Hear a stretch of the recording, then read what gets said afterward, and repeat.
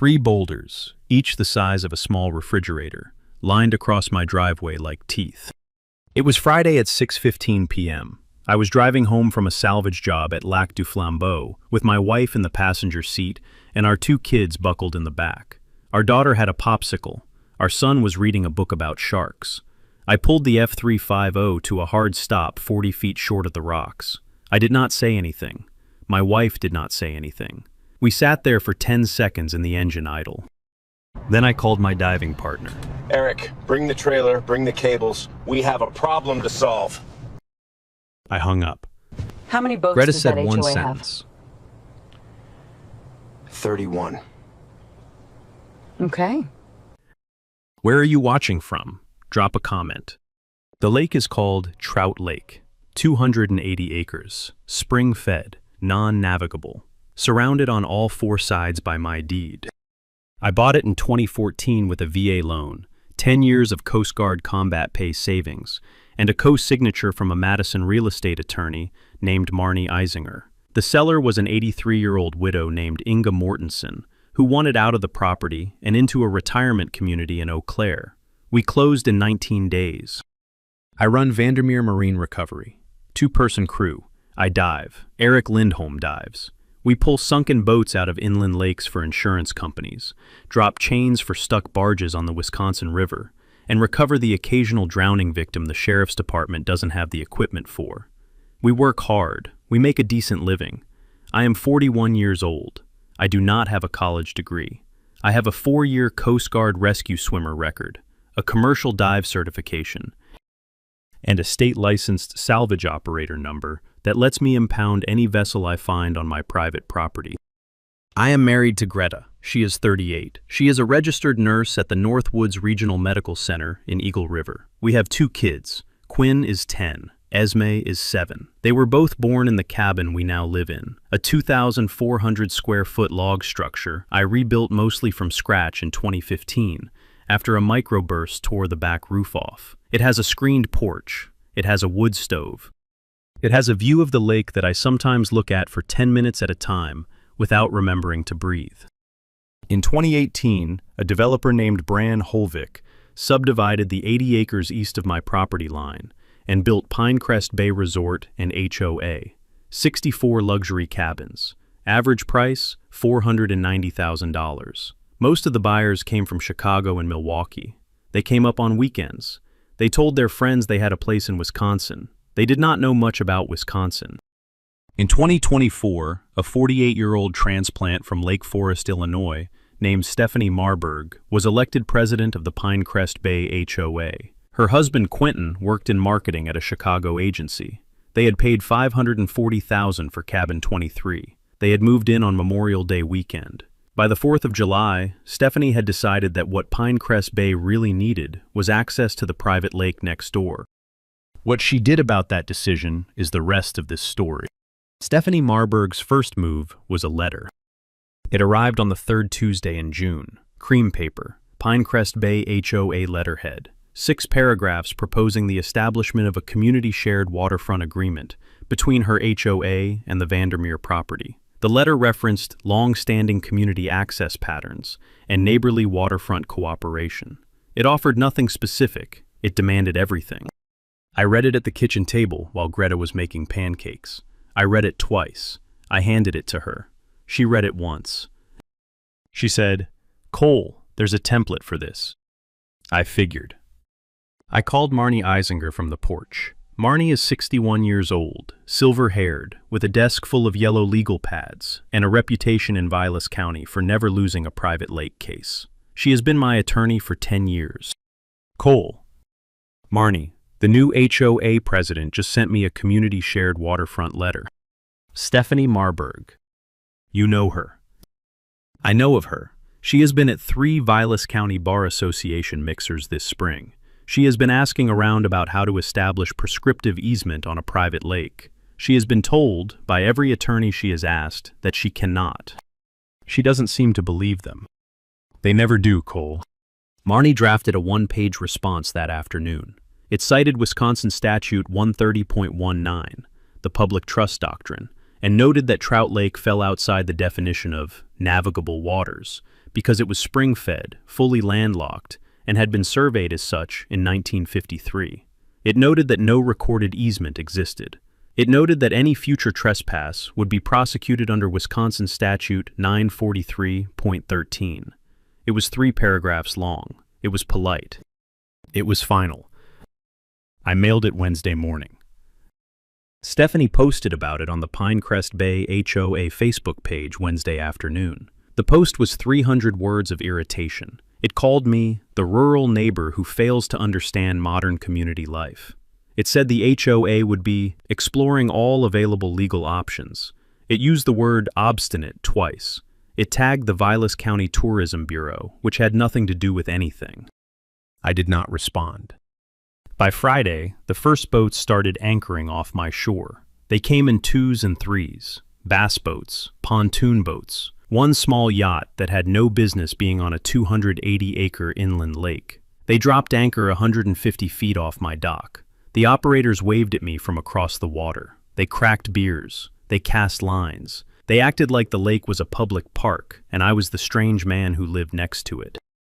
I watched the first one, a 20-foot bayliner with 2 adults and 3 teenagers, anchor at 4:11 p.m. on Friday. The operator was Larkin Sloan, cabin 12. He turned off the engine. He stood up.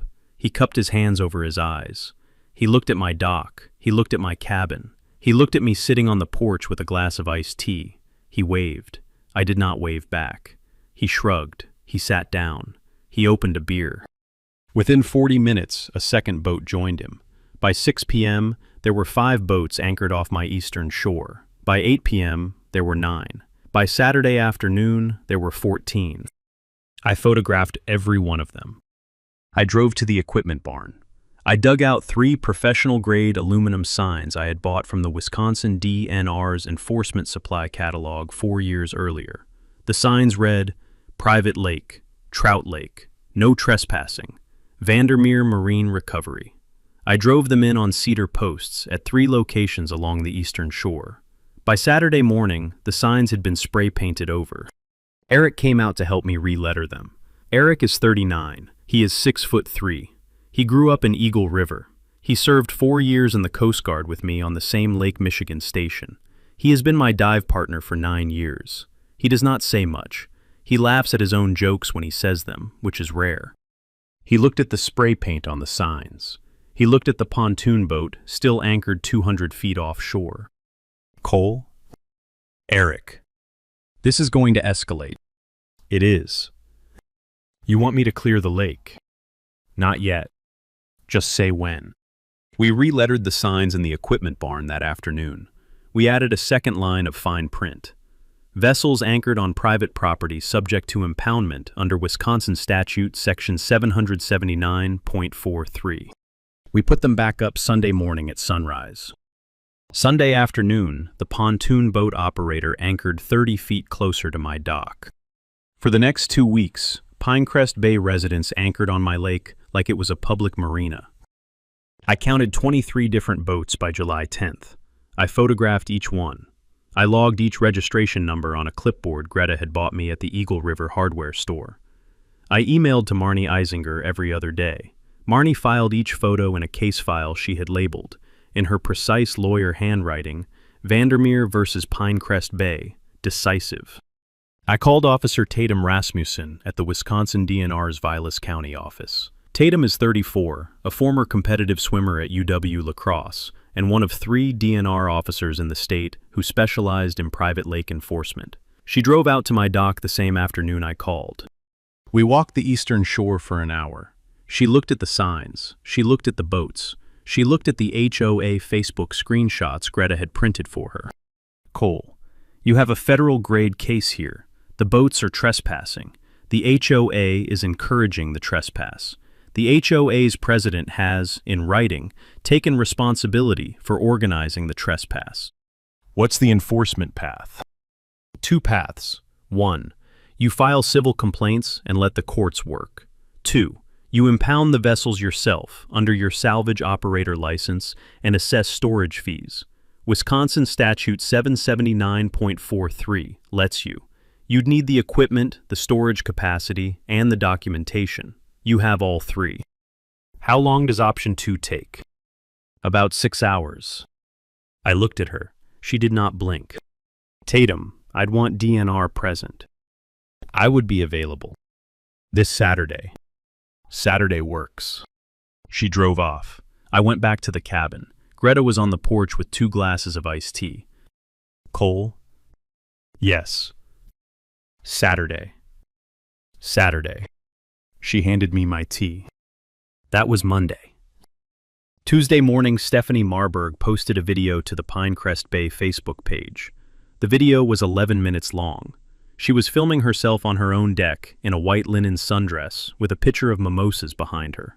She talked, for the entirety of those 11 minutes, about the difficulty of working with an inflexible rural neighbor and the importance of communal lake stewardship in modern Wisconsin. She mentioned my name 14 times. She mispronounced it once. By Wednesday, she had 460 views. 3 of the comments were from people who knew me personally.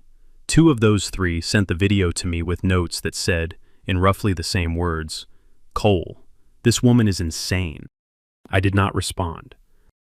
Thursday afternoon, a Pinecrest Bay jet skier, a teenage boy in board shorts, on a brand new Sea-Doo, buzzed within 20 feet of my dock while my 7-year-old daughter Esme was sitting on the end of it with a fishing pole. The wake hit her broadside. She dropped the pole into the lake. She cried. I was on the porch. I saw the whole thing. The jet skier did a 180 50 feet past her, throttled back, and looked at her. Then he laughed. I watched him laugh. I watched him gun the throttle and ride off in a wide arc back toward the Pinecrest Bay dock. Esme sat at the end of the dock. She held her hands out. Her hands were empty. The pole was gone. She turned. She looked at me. I walked down to the dock. I sat next to her. I did not say anything for a minute. Then I said, "Esme, we are going to get the pole back, and the man on the jet ski, and his Sea-Doo, and his mother's pontoon boat, and every other boat that was here today, all of them." She wiped her face on her sleeve. When? Soon, honey, very soon. Daddy, promise. I promise. She nodded. She looked at the water. Then she said the thing she always says when something has gone wrong on the lake, and she is trying to be brave. Daddy, can I help? Yes, honey, you can help. What can I do? You can count. You can count every boat on the lake today and tomorrow and Saturday. Write the number in your notebook.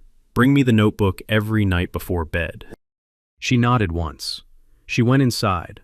She came back with her notebook and her stuffed otter and a pencil. She sat on the dock. She started counting. By dinner, she had 23. Eric retrieved the pole on a dive at 5:15. He brought it up still rigged with a MEP spinner. He handed it back to Esme without saying anything. She thanked him. She sat down at the dock and rigged the spinner again. That afternoon, I drove to the Pinecrest Bay HOA office. Stephanie was inside with the door open, drinking a Diet Coke and looking at her phone. I walked in. I did not knock. Mrs. Marburg. She looked up. She did not stand. Mr. Vandermeer. I handed her a folded piece of paper. It was a single-page notice of trespass on official Wisconsin DNR Form 21B, signed by Officer Tatum Rasmussen and notarized by the Vilas County Clerk. Mrs. Marburg, this is a formal notice. Every Pinecrest Bay vessel currently anchored on Trout Lake is in violation of state law. The notice expires at 6 a.m. Saturday morning. After that, vessels remaining on the lake will be impounded under Section 779.43. She read the paper. She looked up. She laughed. Mr. Vandermeer, you can't impound a boat. Mrs. Marburg, I can. I have. This is a community lake. Mrs. Marburg, it is not.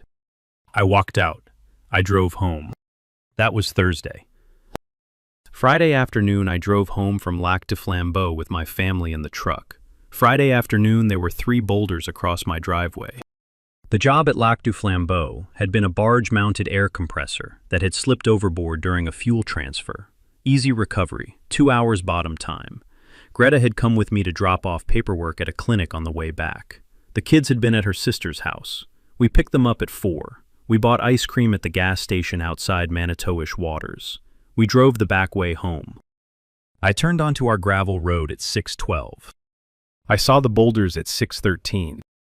I stopped the F350 at 6:13 and 10 seconds. I cut the engine. I sat there. Greta sat there. The kids in the back seat did not know what we were looking at yet. Quinn said, "Dad, why are those rocks in the driveway?" I did not answer immediately. Greta said, very quietly, "Cole." "Yes." "Make the call." I made the call. Eric arrived 20 minutes after I called him. He came up the gravel road in his old Chevy Silverado with the flatbed trailer hooked behind. The trailer had a winch, 2 sets of recovery chains, and a hydraulic crane rated for 6,000 pounds. He pulled past my driveway. He looked at the boulders. He looked at me. "Cole, how big are these?" 2 tons each, maybe 2 to 5. "Quarry haul?" "Quarry haul." "You want them moved or you want them returned?" I thought about that for 2 seconds. "Eric, we move them tonight. We return them later. I have an idea." He did not ask what the idea was. He climbed into the cab of the Silverado and backed the trailer up to the first boulder. While he worked, I walked Greta and the kids the long way around the boulders to the cabin. At the porch, she stopped. "Cole?" "Yes." "Tomorrow." "Tomorrow." "All of them?" "All of them." "Good," she said. She went inside to start dinner. Sheriff Boone Tedrow arrived at 7:05. He drove up in a county pickup with his deputy Holly Voorhees in the passenger seat. Boone is 56. He has been sheriff of Vilas County for 14 years. He drinks his coffee black. He looked at the boulders. He looked at me. He looked at Eric. "Cole, who did this?" "Stephanie Marburg. There's a security camera on the Voss property at the end of the gravel road. It catches the entire drive. She was here at 4:11 this afternoon with 2 contractors and a dump truck. I have already requested the footage. This is criminal damage and obstruction of right-of-way. Felony in Wisconsin under Section 943.01, up to 3.5 years. I am aware. You want to press charges tonight?" "Not tonight, Boone. Tomorrow morning, after my real plan executes." Boone looked at me for a long moment. "Cole, what is your real plan?"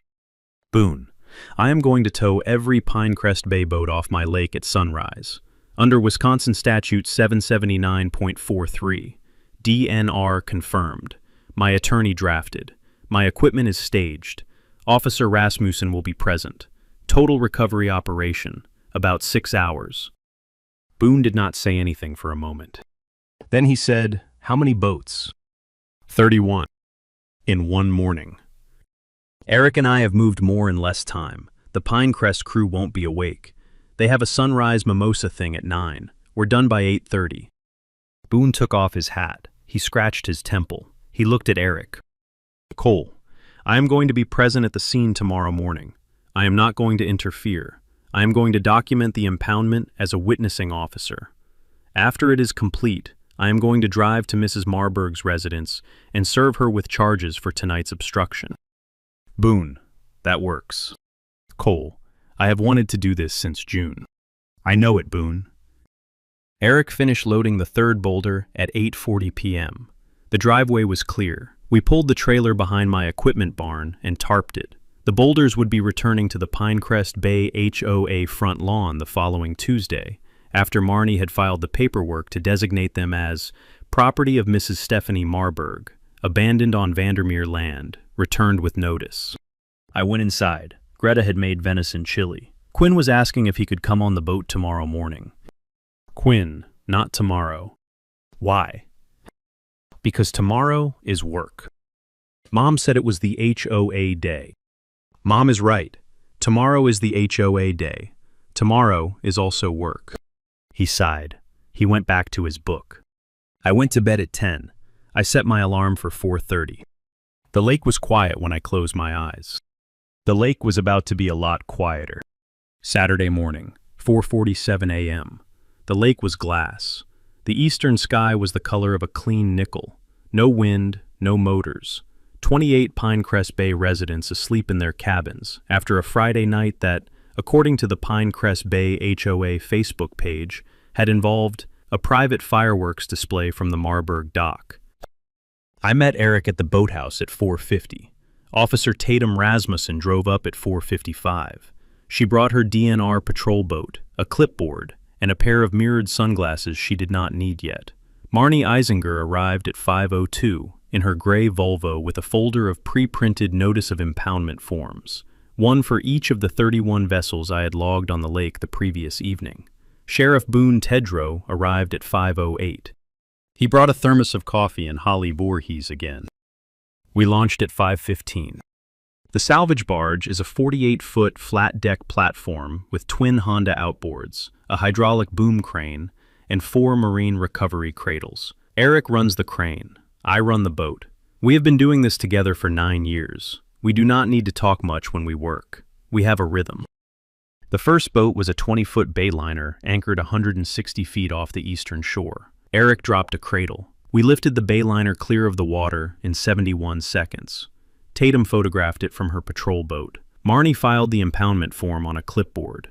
Boone watched with his thermos. We had it on the barge by 5:18. We motored to the second boat, pontoon. Same procedure, 6 minutes. We motored to the third, a bass boat, 4 minutes. By 5:42, we had 4 boats on the barge. We motored to the commercial yard 6 miles north and offloaded. By 6:11, we were back on the lake. We worked through the dawn, boat by boat, cradle by cradle. The 5th boat was a jet ski, Sea-Doo, new paint, belonged to a 15-year-old kid I had logged on Thursday afternoon. Eric lifted it onto the barge in 90 seconds. He set it down softly next to the bayliner. He looked at me. I looked at him. We did not say anything. We motored to the 6th. The 11th boat was a 32-foot pontoon owned by Quentin Marburg. It had a wet bar, a sound system, and a hand-stenciled name on the stern in script lettering that read, Marburg Merriment. Eric lifted it in 2.5 minutes. The wet bar still had 3 open bottles of champagne and a half-eaten plate of brie. We did not touch the brie. We left it on the barge. The 17th boat was a small classic Chris craft, owned by an older couple named the Pemberts, who lived in cabin 6. I had logged the Pemberts 3 times. Once on July 1st, once on July 15th, once on August 2nd. They had always anchored politely, 180 feet off my shore. They had never approached the dock. They had never trespassed in any way that suggested anything but a quiet weekend. I stopped the engine. I looked at Eric. Eric, the Pemberts. He looked at the Chris craft. He looked at me. He nodded. You want to skip them? I want to skip them. He filed an exception note in his clipboard. We moved on to the 18th boat. The first orange light of sunrise lit the eastern shore at 6:23, and we kept going. By 7:30, we had moved 21 vessels. By 8:05, we had moved 28. The last 3, including the small yacht owned by the Marburgs, were on the barge by 8:27. By 8:45, Trout Lake was empty of every vessel that did not belong to me. Stephanie Marburg woke up at 9 to the sound of her own mimosa being poured by her husband Quentin on their dock. She turned to look at the lake. The lake was the color of a clean nickel. The lake was beautiful. The lake had not a single Pinecrest Bay vessel on it. She blinked. She set her mimosa down. She walked the length of the dock. She kept walking until she reached the edge. She looked at her own boat slip. Her yacht was not there. She looked across the lake. There was no yacht. There were no jet skis. There was no pontoon boat. There was no bass boat. There was nothing on the lake at all except a 48-foot flat-deck salvage barge motoring slowly toward the north shore with a hydraulic crane folded down and a pair of red lights flashing on its stern. Quentin Marburg said, "Stephanie, where is the boat?" She did not answer. I am going to back up. To explain how 31 boats came off a private lake in 3 hours and 12 minutes, I have to explain what was on the barge with us. On the barge with us were the following materials. 1. A leather portfolio of 31 pre-printed Notice of Impoundment forms, signed by Marnie Eisinger, citing Wisconsin Statute 779.43. 2. A Wisconsin DNR enforcement officer with a body camera running continuously from launch to dock. 3. A Vilas County sheriff with a thermos and the witnessing authority of 14 years on the badge. 4. A clipboard with 31 separate vessel logs, each with photographs taken between June 23rd and August 2nd. 5. And most importantly, a single page in a sealed envelope addressed to Stephanie Marburg. The page contained a copy of the deed Stephanie had been showing to her HOA residents at every monthly meeting for the past 14 months.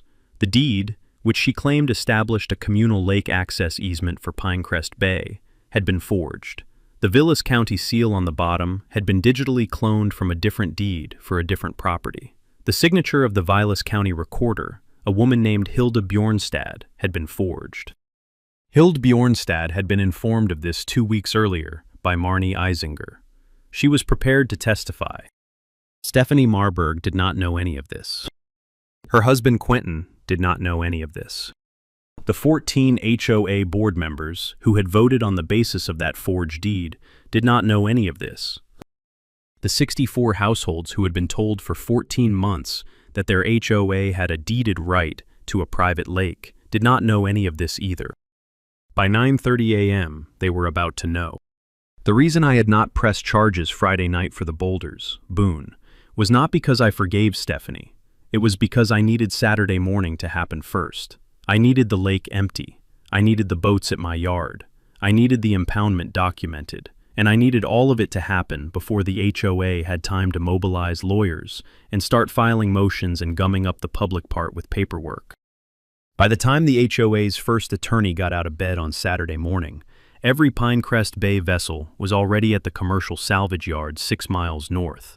Each one was already documented with a state-witnessed impoundment notice, and Stephanie Marburg was already standing on her dock in a white linen robe with no boat to look at.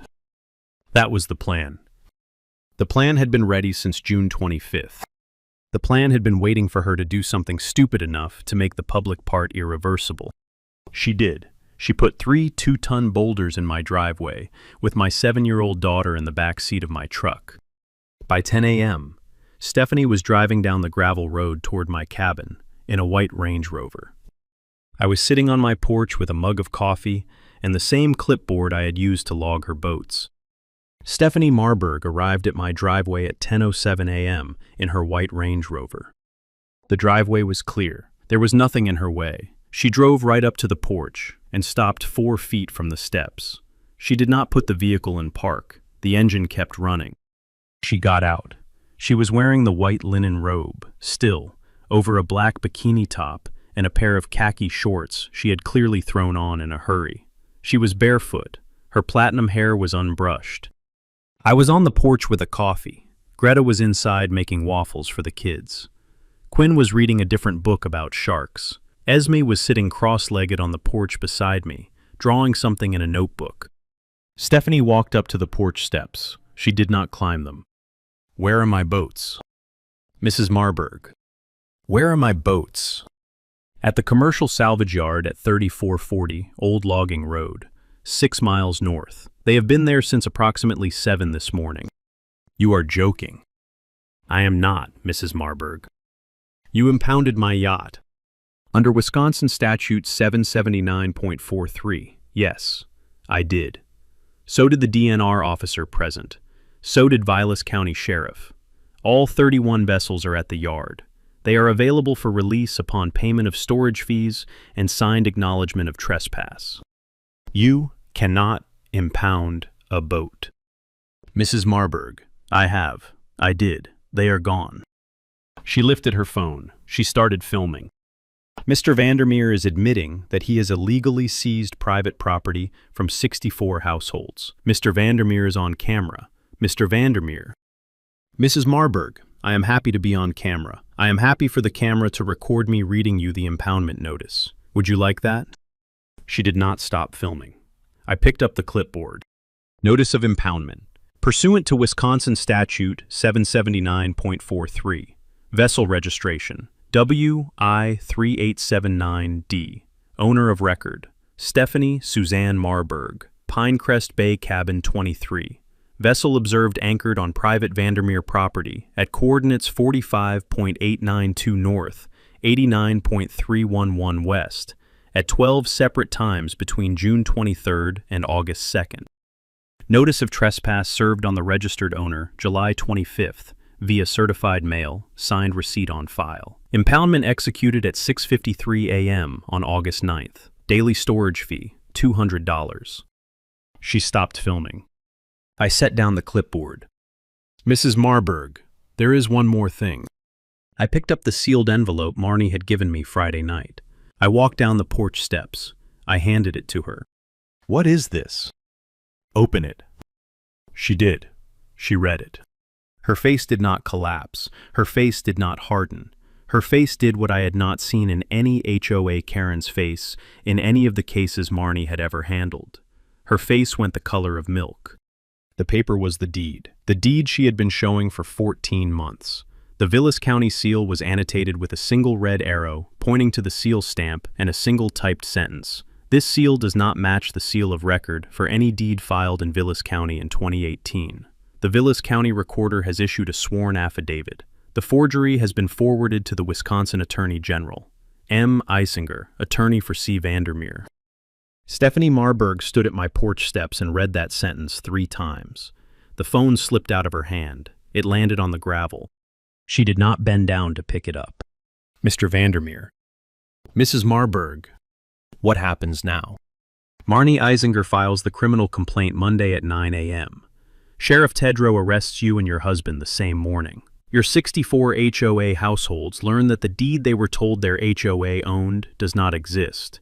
They will be very upset. I would suggest you find a lawyer. She picked up her phone. She walked back to the Range Rover. She did not look at me again. She drove off in reverse for 50 feet before she remembered to switch into drive. The Range Rover lurched. The transmission protested. The platinum hair flashed once in the rearview mirror. She was gone in 30 seconds. I stood at the bottom of my porch steps for a minute. Then I picked up her phone. It had landed face down on the gravel. The screen was cracked. I turned it over. The lock screen showed a photograph of a yacht, her yacht, the same yacht that was currently strapped to a cradle at my commercial yard, 6 miles north. I set the phone on the porch railing. Marnie would want it for the chain of custody log. Esme looked up from her drawing. Daddy, is she crying? Yes, honey. Did she lose her boat? She did, honey. Is she going to get it back? Probably not, honey. Not the way she's used to having it. She nodded. She went back to her drawing. Word about Saturday morning's operation hit the Pinecrest Bay HOA Facebook page at 11:15 a.m. A resident named Carter Ashland, a 36-year-old anesthesiologist from Milwaukee who owned Cabin 41, posted the first message. It was a single screenshot of his impoundment notice and 3 words.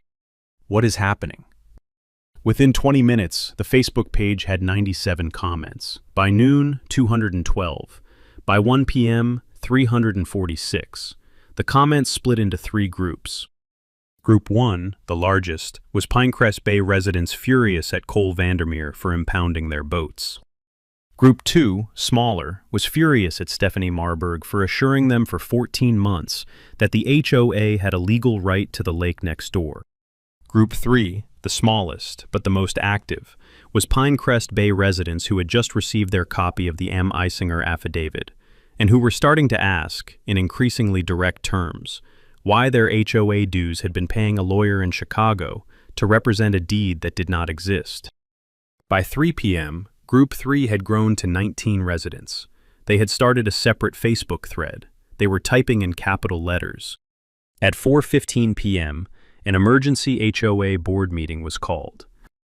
The board meeting was held in the Pinecrest Bay Community Center at 6 p.m. 58 of the 64 households attended. Stephanie did not attend. Quentin did not attend. The 5 remaining elected board members sat at the front table, looking like the survivors of a small fire. Marnie was at the meeting. She had been invited by Lucas Helm, a 68-year-old former Coast Guard captain who lived in Cabin 3 and who had been quietly opposing Stephanie for 6 months. Lucas asked Marnie to address the residents. Marnie walked to the front. She held the affidavit. She spoke for 9 minutes. She explained, in plain English, what had happened. Stephanie Marburg had forged the deed in March of 2024. She had used the forged deed to convince the HOA board to authorize lake access infrastructure expenditures totaling $480,000 over 14 months. Approximately $341,000 of those dollars had gone through a contract with a Chicago firm called Lakeside Strategies LLC to Quentin's marketing agency for consulting services that had never been rendered. The room went very quiet. Lucas Helms stood up. He looked at the 5 board members. I move that we immediately suspend the Pinecrest Bay HOA from all current operations, request court-ordered receivership, and refer this matter to the Wisconsin Attorney General. I move that we cooperate fully with Mr. Vandermeer's salvage operation for the return of our personal vessels. I move that we elect an emergency interim president. The motion carried by a vote of 55-3. Lucas was elected interim president by acclamation. By 8 p.m. Saturday evening, the Pinecrest Bay HOA had effectively dissolved itself. By 10 p.m., my phone had received 47 text messages from Pinecrest Bay households, asking how to retrieve their boats. I answered each one with the same text. Yard opens at 6 a.m. Bring proof of ownership, signed acknowledgement of trespass, and storage payment. We will not charge late fees for any household that arrives between 6 a.m. and noon Sunday. 43 households arrived between 6 a.m. and noon Sunday. They picked up their boats. Most of them apologized. A few of them shook my hand. One of them tried to argue with me about the storage fees. I pointed at the notice of trespass on his vessel and the certified mail receipt with his signature on it from 3 weeks earlier. He went quiet. He paid. He drove off. The Pemberts, the Chris Craft owners I had skipped, drove up Sunday morning at 9:45. Mrs. Pembert was 81. Mr. Pembert was 83. They walked up to the yard office in the kind of slow, precise way old Midwestern people walk when they are not in a hurry, but are paying close attention to everything around them. Mr. Vandermeer. Mrs. Pembert. Is our boat here? No, ma'am. Your boat is still on the lake. I did not impound it. She looked at me for a moment. She looked at her husband. Her husband nodded once. Mr. Vandermeer, we knew the lake was yours. We knew it before we anchored. We are sorry. We will not anchor on it again. Mrs. Pembert, I appreciate you saying that. Mr. Vandermeer, we are sorry on behalf of our neighbors as well. Most of them did not know. Stephanie told them the lake was a community lake. They believed her. They should not have. Mrs. Pembert, I know. Most of the people who picked up boats this morning said the same thing. She nodded. They drove off. They did not anchor on my lake again. One of them, Carter Ashland, the anesthesiologist from Milwaukee, handed me a 6-pack of spotted cow and said, "Cole, I had no idea. I am so sorry." I took the spotted cow. I shook his hand.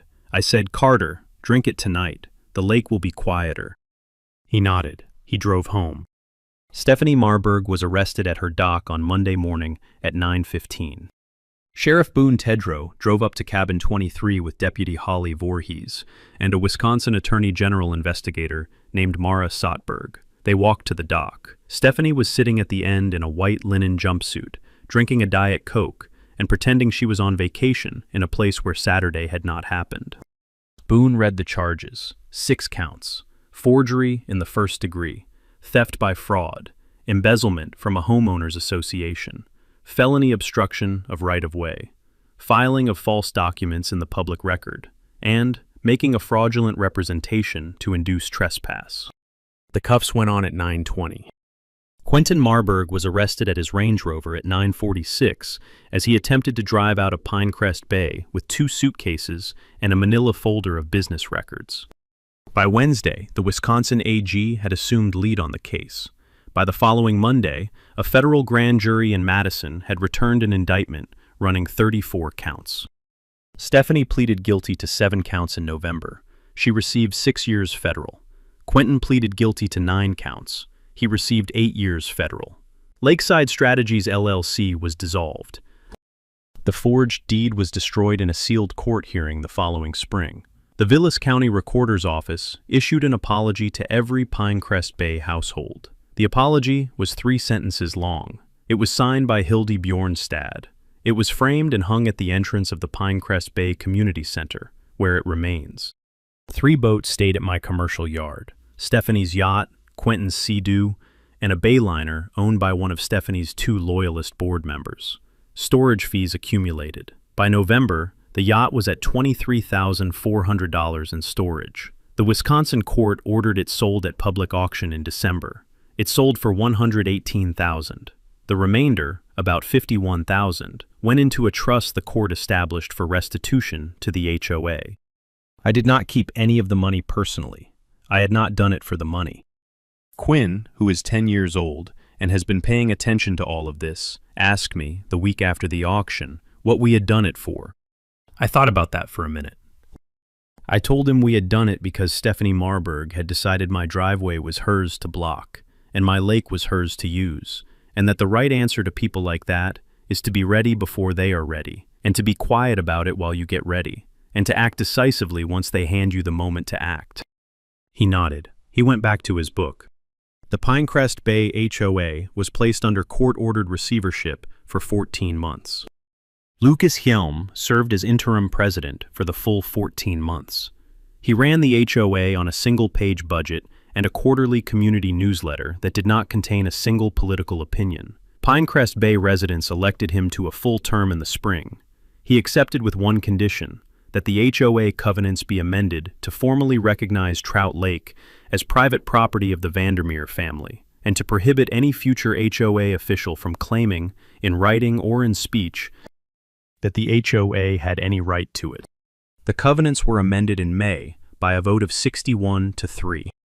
Greta and I bought our kids a new pontoon boat in October, paid for in cash, registered in Wisconsin, fitted with a 40-horsepower Mercury that will not embarrass anyone but will not impress anyone either. We named her Mary Ann, after a children's book the kids used to read. We take her out most Sundays in the summer. We do not invite the Pinecrest Bay residents on our boat. We do not invite them onto our dock. We wave at the ones who wave first. We are polite. We are not friends. Eric continues to dive with me. We have had a busy fall. A barge sank off Star Lake in October. A drowning recovery at Big Crooked in early November. We pay our bills. We coach our kids' youth hockey teams. We drink Spotted Cow on the porch on Friday nights when it is warm enough. The boulders are still behind my equipment barn. I have not figured out yet what to do with them. Eric thinks I should crush them and use them as fill for a new boat ramp. Greta thinks I should arrange them as a small rock garden, somewhere they make sense. Quinn thinks I should drag them out to the middle of the lake in winter and leave them on the ice so that in spring they sink dramatically and become the new bass habitat. Esme thinks I should paint them. I think I will let her paint them. That is the next family project. The week after the auction, Marnie Eisinger drove out to the cabin on a Sunday afternoon. She brought a manila folder containing the final court order, a closing letter on the receivership, and a check from the restitution trust she had set up for the HOA. The check was made out to me. The amount was $16,400. It represented my documented out-of-pocket expenses on the salvage operation, the diesel, the storage cradles, the legal fees Marnie had front-loaded, the depreciation on the salvage barge for 3 hours of operation. I endorsed the check on the back. I made it out to Lucas Hjelm, in trust for the Pinecrest Bay HOA Emergency Reserve Fund. I handed it back to Marnie. She looked at the check. She looked at me. Cole. Marnie, you are paying yourself back to your neighbors. They are not the ones who did it. They were the ones it was done to. She put the check in her folder. She did not argue. She drove off.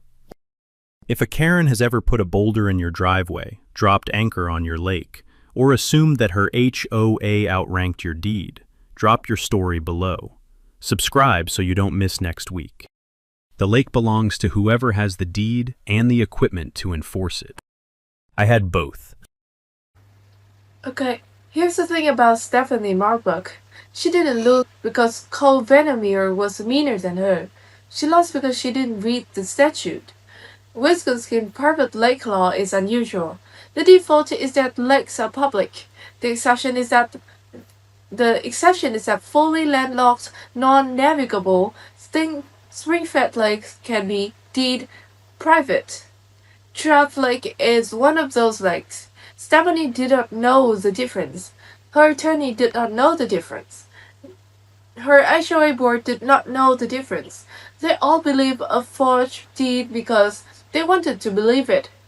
The strongest neighbors in any community are the ones who have done their homework before the fight starts. They have the deed, they have the surveys, they have the DNR office cell number, they have the sheriff who has wanted to do this since June. They have, if it comes to it, a 48-foot salvage barge and a dive partner who does not say much. Cole Venomir did not win this because he was angry. He won it because he was ready. If Karen has ever underestimated your homework, there's a story below. Subscribe so you don't miss next week. Justice is patient, and sometimes it comes for the books.